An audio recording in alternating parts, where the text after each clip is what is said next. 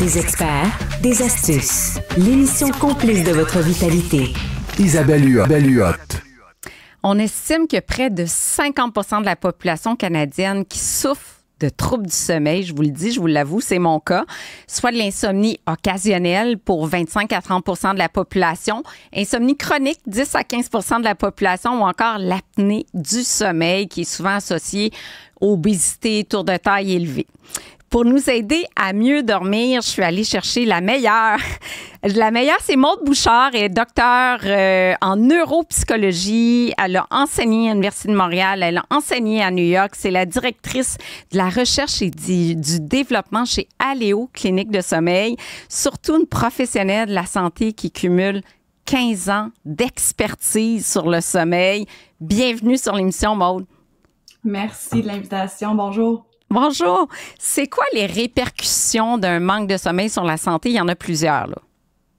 Il y en a plusieurs. Moi, je vois vraiment le sommeil comme les fondations d'une maison, un peu. Donc, quand le sommeil est bon, ça peut être un tremplin pour venir aider plein d'aspects de notre santé, comme avoir une meilleure régulation émotionnelle, une meilleure gestion de stress. Puis quand le sommeil est dérangé, ben là, ça peut venir avec plein de problèmes de santé physique, de santé mentale. Ça peut être des problèmes cardiovasculaires, métaboliques, neurologiques, de l'anxiété, de la dépression. Il y en a pas mal. Est-ce que le 7 à 9 heures qu'on recommandait jadis, c'est encore ça? Puis est-ce que c'est ça pour tous les groupes d'âge? En fait, pour un adulte, oui. En général, un 7 à 9 heures, ça va être bon, mais il faut savoir qu'il existe des gens qui ont besoin d'un peu moins ou d'un peu plus. Puis je le mentionne parce que les gens ont tendance à se comparer, hein, puis ça peut générer du stress. Donc, il y a beaucoup de différences individuelles dans les besoins de sommeil. Puis, je pense que le plus important, c'est d'apprendre à écouter son corps, puis à voir comment on réagit aussi dans la journée, comment on se sent, comment on réagit aux situations. Est-ce que quand on travaille cognitivement, on se sent alerte, puis de respecter ça, en fait. Mm-hmm.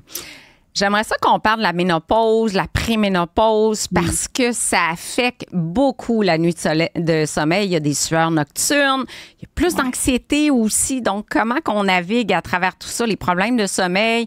On veut pas s'entraîner parce qu'on est trop fatigué le matin. Est-ce qu'il y a des solutions? C'est tellement vrai. Hein? Puis peut-être avant de rentrer justement dans les solutions, ce que tu mentionnes, Isabelle, c'est vrai, la ménopause, c'est un moment dans la vie d'une femme où il y a des changements hormonaux et notre sommeil, ben, il est régulé, entre autres, par des fluctuations de notre température corporelle, des fluctuations hormonales. Donc, les moments dans la vie d'une femme où on retrouve ces changements-là, puis je pense aussi à la puberté, pour les jeunes filles qui ont plus de chances de souffrir d'insomnie, à la grossesse, à tout ce qui entoure tout ça, c'est des moments propices pour développer de l'insomnie, développer de l'apnée du sommeil, comme tu as mentionné aussi tout à l'heure. Donc, ce qu'on observe, puis ça va être la partie peut-être un peu déprimante, mais on va aller dans les solutions vite, là.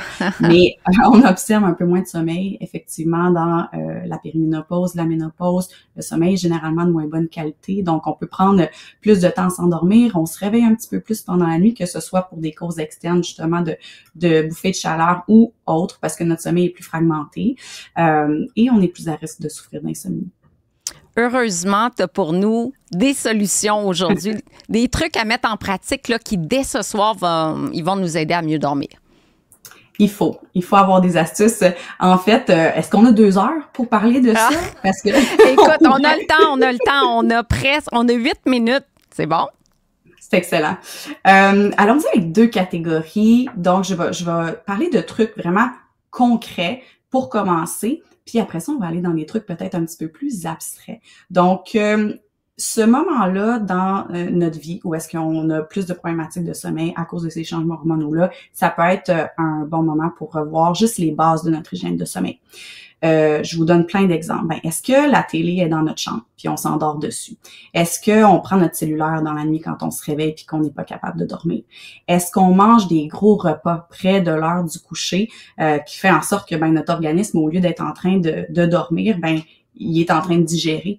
Est-ce qu'on est en train de compenser la fatigue avec plus de caféine que d'habitude? Fait que ça, c'est tous des comportements qui peuvent venir exacerber le problème et qu'on peut changer, en fait, assez rapidement, assez facilement. Puis c'est la porte d'entrée, l'hygiène de sommeil. Donc, c'est pour ça que je dis que commencer à faire le ménage là-dedans, ça peut être bien. Est-ce que ça peut être bon, Maude, de tenir un journal alimentaire de sa consommation de café, par exemple, puis de dire, bon, ben cette journée-là, j'ai mal dormi, mais j'ai pris un café à 3 heures l'après-midi. On dirait que les gens se rendent pas compte que la prise de caféine, il y a des gens qui sont très sensibles à la caféine, puis d'autres qui prennent un espresso le soir, puis il n'y a pas de problème. C'est tellement vrai, c'est vrai avec l'alcool aussi. Puis je suis une grande fan des agendas, de tenir en fait à l'écrit, tu sais, visuellement avoir comme quelque chose qui nous permette exactement de faire des liens entre ok, j'ai eu ce comportement-là et je me rends compte que ça a affecté mon sommeil. Donc ça nous aide, je pense, à modifier. Donc oui, définitivement. Et donc deuxième point dans les abstraits en fait, qu'est-ce qu'on peut faire? Donc là, on a parlé, tu sais, de diminuer sa consommation d'alcool, diminuer le café, tout ça, l'hygiène. Sauf que il y a des trucs un peu moins concrets. Je pense à des gens qui ont beaucoup d'hypervigilance en soirée, pendant la nuit, qui ont des pensées peut-être intrusives ou qui se mettent à penser à leur journée du lendemain, ou même des fois qui vont avoir des pensées du style, quand on vit de l'insomnie, donc la difficulté à dormir, des pensées du style bon, j'arriverai jamais à me rendormir, ou je serai pas capable de faire ma journée, demain j'ai trop d'affaires puis là j'arrive pas à me rendormir. Donc ces pensées-là qui sont très normales quand on souffre, tu sais, de problèmes de sommeil, malheureusement exacerbent ces problèmes-là parce qu'ils amènent du stress, ils amènent de la vigilance pendant la nuit, ça fait en sorte que naturellement le sommeil ne peut pas revenir. Donc de prendre conscience peut-être de certains discours qu'on peut avoir en lien avec ça et d'essayer tranquillement de les transformer. Je pense que d'apprendre sur comment ça fonctionne le sommeil et de prendre des moyens pour l'aider va aussi aider à changer aussi certaines pensées comme ça.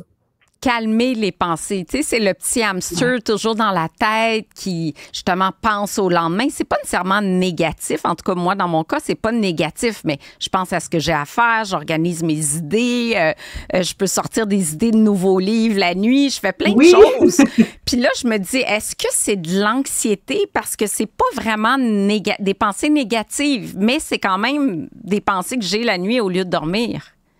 C'est pas nécessairement de l'anxiété, hein. Puis il y a toutes sortes de pensées qui peuvent nous garder éveillés le soir puis la nuit. Puis une des choses qu'on peut essayer de pratiquer, c'est de compartimenter. Un de ces deux mots-là, je dirais.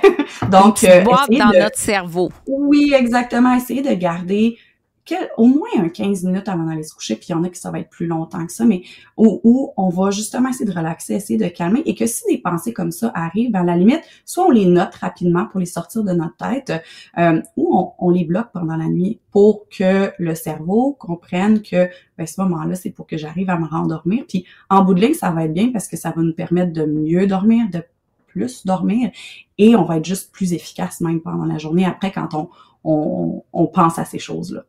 Quand tu dis bloquer une pensée concrètement, là, comment je fais ou comment, pour les auditeurs qui nous écoutent, comment on fait pour bloquer une pensée récurrente? Ça prend de la pratique, première chose. Une des choses qu'on peut faire, c'est déjà, comme je disais, avant d'aller se coucher, essayer de se vider la tête. Puis il y a vraiment des exercices qu'on peut faire, là, c'est-à-dire se garder peut-être un petit journal c'est quoi les pensées qu'on a en ce moment? On les écrit. C'est pas comme un journal intime, c'est pas quelque chose qu'on prend des heures à faire, c'est 5 minutes maximum et ça nous permet juste de pratiquer à la même heure à chaque soir, de juste sortir ces pensées-là. Et si elles reviennent pendant la nuit, ben après, il y a différentes méthodes. Il y a des gens qui vont se concentrer sur la respiration, il y a des gens qui vont utiliser des techniques de relaxation spécifiques par exemple, de scan corporel ou de penser à différentes parties de leur corps et essayer de les relâcher ou voir qu'est-ce qu'ils ressentent dans le corps pour s'éloigner de ces pensées-là. Et il y a même des gens qui peuvent dire, OK, ben des gens très visuels, par exemple, la pensée, c'est comme c'est un nuage que j'imagine qui s'en va, c'est quelque chose qui tombe dans une rivière qui s'en va. Donc, ça parle pas à tout le monde, mais il y a certaines personnes qui répondent super bien à des choses comme ça. Chacun sa méthode. Il y a toutes sortes d'applications, des bruits de vagues, des méditations qu'on peut télécharger pour mieux dormir et puis prendre note des meilleures nuits, qu'est-ce qu'on a fait. Donc, tenir le journal, encore une fois. La thérapie cognitivo-comportementale, c'est quelque chose que vous faites à la clinique à Léo qui semble très, très bien fonctionner.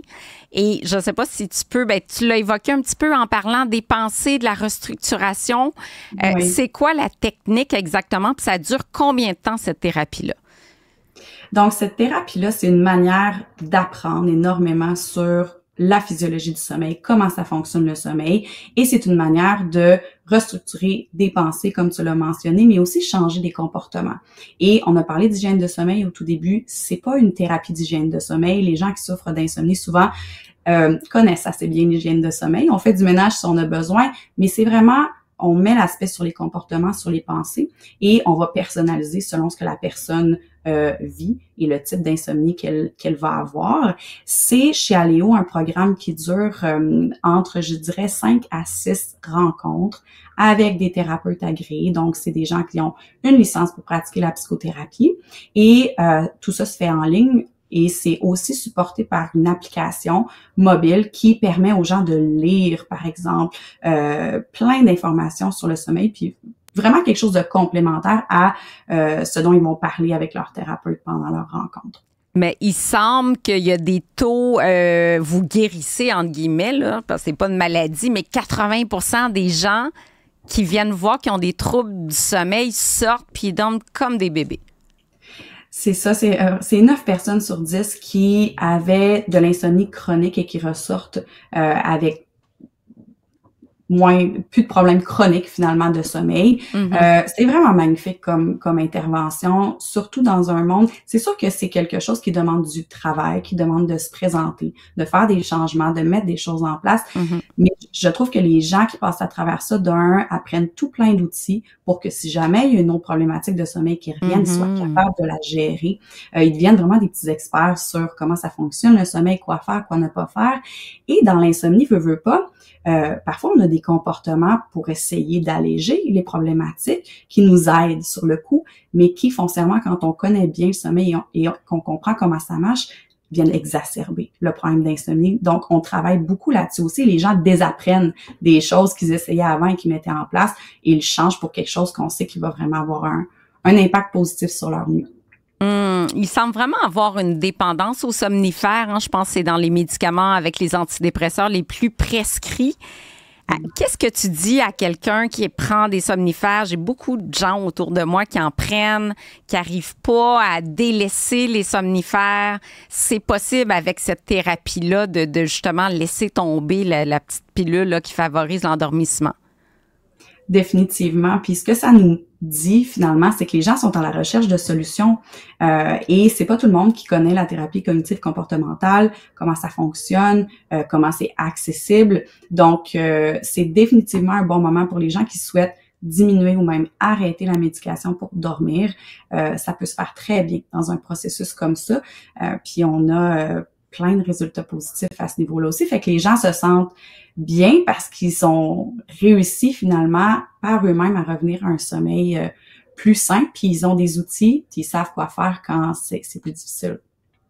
C'est vraiment une très, très belle approche. Maude Bouchard, vous êtes experte en sommeil, directrice de la recherche et du développement chez Aléo, clinique de sommeil, qui offre oui, ce programme-là pour les individus, mais également pour les entreprises, parce qu'on sait qu'un manque de sommeil, ça va nuire beaucoup, beaucoup sur les lieux de travail. Hein. On est beaucoup moins efficace quand on n'a pas dormi, bien sûr. Merci du partage de votre expertise. C'est vraiment, vraiment apprécié.